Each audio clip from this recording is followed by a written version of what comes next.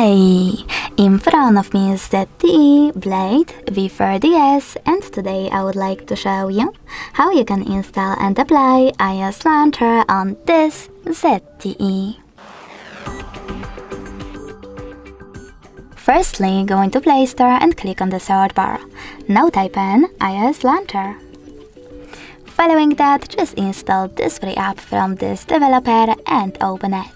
Then wait for the pop-ups to show.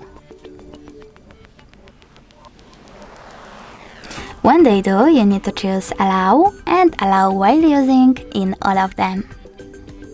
So while using the app, Allow, Allow. Now swipe up from the bottom of your screen and click on Home button. Following that, go into Settings. In them, you need to click on Apps section and then select Default Apps. Now finally, click on one of those options in Home App Settings, iOS Launcher or System Launcher. In order to apply iOS one, tap on this one, choose Got It in the pop-up, and as you can see after that, it was successfully applied. In order to go back into the default one, just tap on the same default Home App options and click on System Launcher instead. Thanks so much for watching. If you enjoyed this video, leave a like, comment and subscribe. Bye!